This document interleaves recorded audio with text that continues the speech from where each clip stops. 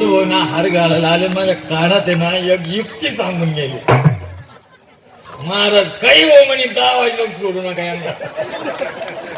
म्हणलं अहो ती उठून जाते, जाऊच शकत नाही म्हणे उठून, घरी तरी काय पंचायतीनं घरी पण सारा कार्यक्रम आवरून येईल. बरं अशी गंमत झाली, यांनी मेसेज केले घरी निघा त्यांना टायमिंग, पण आज खेळच बिघडला ना. 9:30 वाजले तरी मॉडेल उभंच आहे. आता कसं व्हायचं, आज सापडले तुम्ही सारे, जाऊ द्या, पण बट्ट्या खायच्या आहे आणि बट्ट्या या पोटात फुगत असतात. आणि पोटात फुगणारं जे अन्न खायचं तर तुम्ही अगोदर रागानं लालबुंद झाले पाहिजे आणि असे वैतागून त्या बट्ट्याला भिडले पाहिजे, तेव्हा बट्ट्याचा आनंद. मग तुम्हाला राग यावा याच्याकरता माझं कीर्तन लांबू राहील. तुम्ही लगेच म्हणशान धन्य. अरे हे शिर्डीच्या तिकाड्या खोपऱ्याला होतं का, इकडे खायला आणलं तिकडेच बरं होतं ना. त्या शिवाचं या शिवाला कसं काय आलं, रुई शिवाचं साकुरी शिवाला पार्सल का टाकलं. ते टाकलं बाबाच्या जवळ जाता यावं याकरिता. सेवा म्हणजे एकरूप होणं, तद्रूप होणं, भगवंतासारखं होणं, भगवंताला जे अपेक्षित आहे ते जीवन आपण जगणं. देवाकडलं नका बघू, देवाला जे आवडतं ना ते आपण केलं पाहिजे. मग साईबाबांना हेच आवडतं की तुम्ही सर्वांशी प्रेमानं वागा, सलोख्यानं वागा. संतत्वाच्या भूमिकेतनं जर तुम्ही जगलात तर तुमच्या जीवनामध्ये लक्ष्मी नांदल्याशिवाय राहणार नाही. अशा बाबांच्या या शिकवणीची, समर्थाची आपल्याकडनं सेवा घडावी, नित्य सेवा घडावी. आणि ती सेवा घडत असताना फक्त एकच करा, दुसऱ्याचं कधी वाईट होऊ नये. दुसऱ्याचं देवा तू वाईट करू नको असं बाबाकडं कायम मागा. तुमच्यासाठी मागूच नका. काय दुसऱ्याचं वाईट कधी होऊ नको देऊ बाबा असं बाबाकडे मागा. तुम्हाला सांगतो तुम्हाला भरभरून मिळणार. तुम्ही हा यांचं वाईट आलं आमचं काय असं लगेच सुरू होतं. आमचं असं गढूळ होऊन गेलंय अंतकरण. काय अवघड आहे. काय झालं, एकदा मी लग्नाला गेलो, लग्नाला आणि ती जेवायला बसलो. मला हे तेव्हा कळलं बरं का. आणि जेवायला बसलो, जेवणात जिलेबी होती. जिलेबी जिलेबी जिलेबी. माझ्या बाजूचे ते काय माझ्या ओळखीचं नव्हतं आणि ती जिलेबी खायला शांती नव्हती. अहो ते गपागप खायचं. मी त्याच्याकडे पाहिलं, आपला चला असंच खायचं. आणि ते वाढणारं आलं, इकडून आलं माझ्या तिकडून तो, आणि ते वाढणारं आलं आणि त्याला माहिती नाही मी महाराज म्हणून, त्याचा माझा काही संबंधही नाही. मी आपलं बसेल, तो वाढ करा म्हणतो, हे पाहुण्याला वाढावं पाहिलं. मी म्हणलं भाऊ 2 एक वेळ तू वाढ रे, पाहुणा लाजू राहिला. म्हणलं मला हाय हो. नाही घ्यावाच लागेल तुम्हाला. काय करावं. मग मी म्हणलो घेतो, पण अगोदर तुम्ही त्यांना वाढा मग मला वाढा. त्याला तेच लागत होतो. मग तोंडाला आठवला, अरे हीच जगाची रीत आहे ना. आपण दुसऱ्याला, आपल्याला कोणी वाढायला लागलं तर आपण पहिलं काय म्हणतो, पहिलं त्याला वाढा. जेव्हा तुम्ही दुसऱ्याला वाढा असं म्हणता तेव्हा तुमच्या पण ताटात येऊन पडतं. तेव्हा बाबा तू दुसऱ्याचं कल्याण कर असं जेव्हा तुम्ही म्हणाल तेव्हा तुमचं कल्याण केव्हा झालेलं आहे हे सुद्धा तुम्हाला कळणार नाही. एवढी देण्याची क्षमता त्याच्या. म्हणून घडली या सेवा समर्थाची. अशा समर्थाची जर सेवा आपल्याकडनं झाली तर निश्चित आपल्या जीवनामध्ये काहीतरी मिळवलं आपण असं होईल. आणि असा देव आपल्याला सापडलेला आहे, याला गमावू नका. या देवाला गमावू नका हो. तुमच्या पाया पडतो. अजिबात बाजूला जाऊ नका या देवापासून. जर याला आपण गमावलं ना तर आपण जीवनात येऊन काहीच गमावलं नाही. कारण हा गमावण्यासाठी आपल्याला मिळालेला नाही, हा आपल्याला जीवनाचं सार्थक करण्याकरता मिळालेला आहे. आणि जर गमावलं तर मग मात्र अवघड आहे. म्हणून बघा भगवंताचं सांगणं आहे, तुम्ही कितीही मिळालं, कितीही तुमच्या जवळ आलं ना, व्हायबल होऊ नका, डिंगरू नका, सोप्या भाषेत मातू नका. हे बघा आम्ही 2011 मध्ये 100 पारायण झाली आमची. आमच्या साई निर्माण ग्रुपने गाव तिथं पारायण होतं. 100 पारायण झाले, 100 गावं झाली. आणि 100वे पारायण ना आम्ही विजोभाऊने आपण मुंबईला करून, मुंबईला आमचं नियोजन चालू झालं. भाऊ आमच्याबरोबर, कधी कधी मला जावं लागायचं एकट्याला. मग एकदा मी असंच नियोजनाला गेलो आणि नियोजनाला गेल्यानंतर तिथं ते म्हणे चला महाराज जेवायला. आणि एक अग्रवाल म्हणून बघतोय बाबांचे, गेलो मी. ऐका बरं का इकडे, इकडं ऐका, नीट ऐका. गेलो. ते म्हणे बसा गाडीत. त्यांच्या गाडीत बसलो आणि गाडीत बसलो आणि त्या 31 मजली इमारत होती. म्हणून खाली गेलो ना, त्यांनी बटणं दाबली. खाट खाट खाट चौकडा झाला.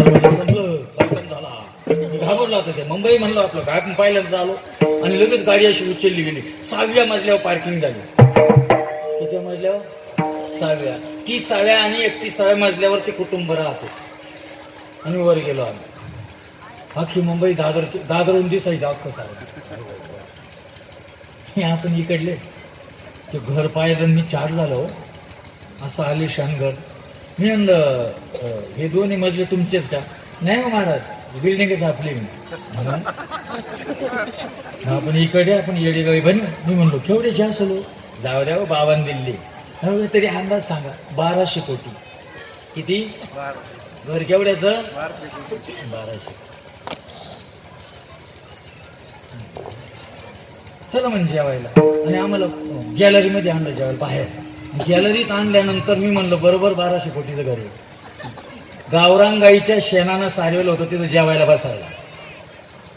कशानं सारवेलं होतं? गावरान गाईच्या शेणानं सारवेलं होतं. माती होती वर आणि त्याच्यावरती जेवायला बसलो आम्ही. जेवलं मांडी घालून आणि त्याला ना नुसती बेल वाजायची. तो माणूस, ती व्यक्ती ना दोनदा उठली आणि घरात गेली. परत आली. मी म्हणलं का आईचं बरं नाही ना, ते गेलो होतो तिकडे. मी म्हणलं एवढं मोठं वैभव, याची आई तरी पाहू. आणि मग म्हणलं चला तुमची आई मला दर्शन घ्यायचंय. म्हातारीकडे गेलो. म्हातारी अशी झोपलेली होती, पडलेली होती. आणि हा म्हणाला आता बरं वाटतंय का? आणि हा आता थोडं दुखत आहे पण वाटेल बरं, थांब म्हणे. त्यांनाच बटन दाबलं. आता कसं वाटतंय म्हणे. तुमचं पाहतो काय हो?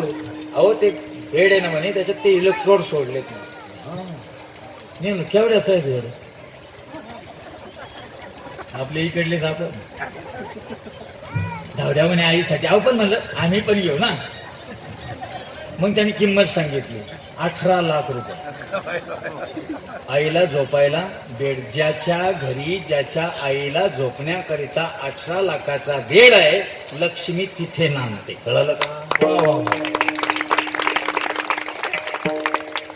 कळाना वळाना आपल्याला चालला आहे बेडला. हो ना. अरे होय हो. निम्म साई चरित्र तोंडपाठ आहे त्या माणसाचं. साई चरित्र तेव्हा आमच्या ओव्या अडखळत होत्या. नवीनच होतो आम्ही तर पाहतच राहील त्यांच्याकडे. अरे कोणाकडे वैभव? तुमच्या हातात गुरु किल्ली आहे. साक्षात परीस आहे साई चरित्र. तुम्ही निवड डोक्यावर घ्या असं नाही. तो डोक्यात जर घातला ना तर मी सांगतो क्रांती व्हायला वेळ लागणार नाही. आम्हाला बदल करण्याची क्षमता साई चरित्रात आहे. आणि असा ग्रंथ अशांच्या जर साक्षीनं तुम्ही जर राहिले तर फक्त परमात्म्याकडे एकच मागणं करा. आता माझ्या मने दुरावा निर्धार, चिंतनी अंतर न पडावे. तुझ्यापासून मला दुरावा नको. मग दुरावा जर देवापासून नको असेल, देव नित्य आठवणीत राहावा असं वाटत असेल ना, तर साईंच्या महापर्वणीमध्ये नित्य व्यवहारामध्ये साईबाबांचं जे जीवनचरित्र आहे ना, ते जीवनचरित्र टाका. नित्य व्यवहारात टाका. प्रत्येकाशी बोलताना आदबीनं बोला, प्रेमाने बोला. हिसकाळून बोलू नका, आदबीनं बोला, अतिरेक करू नका, रिॲक्ट होऊ नका, संयमानं घ्या, शांतीनं वागा. हे गोड ठेवा. गोड ही गोड ठेवली ना जग जिंकलं तुम्ही. हा पण हे ना नाही तर वास त्याच्याकरता बंधनं लागतात. वारकरी संप्रदाय काय करतो? बंधनात थोडं का ना बंधनं पाहिजे ना. लोक असं म्हणतात साईबाबाचे काय नाही, शाळा खायला नाही, चालते का नाही शाळा. एक ठिकाणी मायकच झाली माझ्या डोक्यात. बदनाम नाही करायचं माझ्या साईबाबाला. नाही साहेबाला खाण्यास सांगतात. म्हणलं माझ्या परमात्म्यानं जो जसा भाव असेल त्या भावानं त्या काळात हंडीचा प्रसाद दिला असेल, परंतु संबंध अवतार कार्यामध्ये कधीही मांसाहाराला ग्रहित केलेलं नाही. हे साईबाबा आहे. हे वैभव आहे बाबांचं. काही पण आपलं लावायचं दिलंय, पराचा कावळा करायचा आणि त्याला काय हिंगण बेट लावून द्यायचं. आणि बाबांबद्दल अशी प्रथा नका वेगळी पाडू. साईबाबा हे अस्सल अमृत आहे आणि ते अमृतच आपल्याला जसं ना तसंच मिळालं पाहिजे. बंधनं का टाकली नव्हती? कारण लोकच जवळ येत नव्हती. म्हणून जसे येताल तसे या. जेव्हा जेव्हा हंडीचा प्रसाद बाबा करायचे ना, मटन मिश्री जरी प्रसाद बाबांनी केला ना, तरी बाबा बोलायचे, अरे कधी मी मुंगी, कधी मी मांजर, काही ऐशिया अविचरत रूपे मी, कधी मी स्वान, कधी मी सुकर. मी स्वान आहे, मी सुकर आहे, मी मुंगी आहे, मी मांजर आहे, मी बकरू आहे. मग बकरू खाताना जेव्हा तो बाबा असे बोलायचं ना खाताना, तेव्हा त्याला तिडीक बसायची, बाबू याच्यात सुद्धा भाव आहे. हळूहळू ते मांसाहारापासून शाकाहाराकडे यायचे. ही बाबांची टेक्निक होती, कळलं का? लोक घडवण्याची पद्धत होती. आणि आपल्या लोकांना वाटतं नाही काय बाबा आमच्या शाळेत चालतं. काय करावं लोकांना? अरे बाबा काय बोलणंच अपुरं पडेल इथे. फक्त तुम्ही एकच करा, त्यांच्या सानिध्यात राहण्याकरिता त्यांचा मंत्र आहे ना, जो साई मंत्र जो आहे ना, मंत्र म्हणजे कोणता? जीवन जगण्याची शैली. जीवन जगण्याची जी शैली आहे ना, ती शैली आपण दसऱ्याला आहे ना 277 वचनांचं पुस्तक काढतोय. 277 वचनांचा अर्थ लिहितोय मी. चालू आहे लिखाण अजून माझं. जवळजवळ ते एवढं पुस्तक होईल झालं, एक 250-300 पेजेसचं होईल. फुकट येणार आहे तुमच्यापर्यंत, ती पण काढी नको न. याचा धंदा दिसतो. मला छंद आहे. कोणताही अनुभव नसताना मी लोणीला 2011 मध्ये पहिली साई कथा केली होती. विजू कोणी बाबांची इच्छा असेल तर करा महाराज, पहिली कथा केली होती. आणि आता कथा झाल्या 584. 584 गुणिले 7 गुणिले 3 9,000 तास मी साईबाबांवर बोललोय आतापर्यंत. किती मोठी साधना आली. मला अभिमान आहे हो. आता जरी बाबांना घेऊन गेले ना, आनंद आहे. काहीतरी मिळवलं आपण जीवनामध्ये. एवढा सहवास, एवढा व्यासंग, एवढे अजून साई चरित्राचा ठाव लागे ना मला. अजून ते नवनवीनच वाटतंय. जसं पाहायला जावं त्याच्यात असं रहस्य सापडतंय. आपल्या जीवनाला समृद्ध बनवायचं असेल तर देवापासून अंतर पाडू नका. आणि देवापासून अंतर पडू नये असं वाटत असेल तर देवांना जे आवडतं ते आपल्या जीवनात आपण करावं. आणि ते करीत असताना चिंतनी अंतरण पडावे. आणि म्हणून खात्रीनं सांगते, तुकोबराय सांगतात, त्या काळात सांगत होते 450 वर्षापूर्वी, येथे नाही झाले कोणाची निराश. कोणीच निराश नाही. इथे निराश म्हणजे मोकळा राहिला. इथं आला आणि मोकळा राहिला अजिबात नाही. आल्या याचकास कृपा विषय. प्रत्येकावर कृपा होईल, पण येणारा कसा पाहिजे? याचक होऊन आलेला पाहिजे. 16वा आणि 17वा अध्याय बघा. एक खूप धनिक माणूस होता, धनाढ्य, सर्व होतं त्याच्याकडे. पण कोणीतरी त्याला म्हणलं जीवनात ब्रह्म मिळालं का सर्व जीवनाचं कल्याण होईल.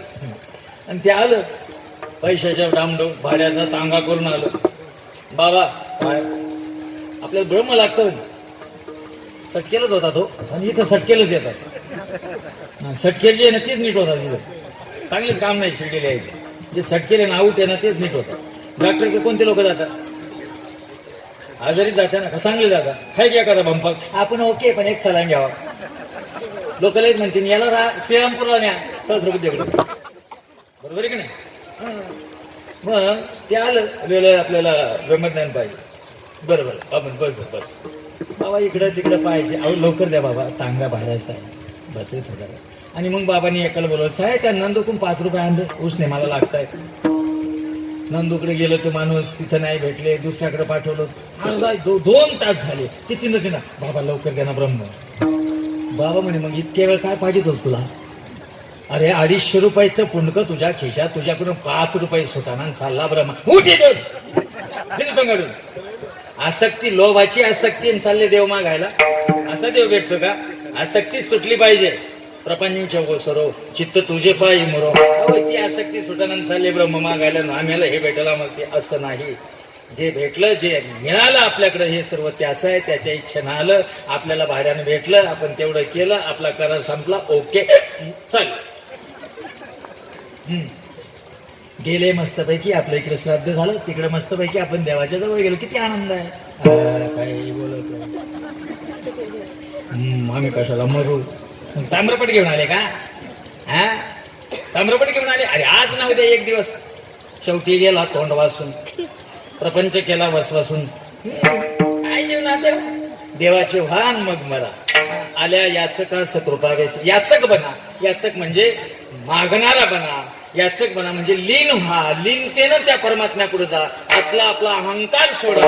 मीपणा जर त्यागला ना, देवापाशी गेले तर देव आजही द्यायला तयार आहे. बाबा फक्त म्हणतात तुझा मीपणा सोड, माझ्या मीपणाचा करुणी फराळ करून टाक. त्याचा अजिबात मनात ठेवू नको. मग माझ्याकडे मग बघ मी तुला जवळ करतो की नाही, असं निरभ्र अंतःकरण जर आपलं झालं तर निश्चित तो भगवंत आपल्यावर कृपा करेल. आणि असा जो भगवंत आहे त्या भगवंतानं आपल्यावर कृपा करावी असं जर वाटत असेल तर तुमच्या मनात ही पण शंका येऊ देऊ नका का देव मला देईल का नाही देईल. कारण देवाजवळ भेद नाही, भेदाच्या पलीकडे भगवंत आहे म्हणून शेवटच्या चरणात तुका म्हणे येथे नाही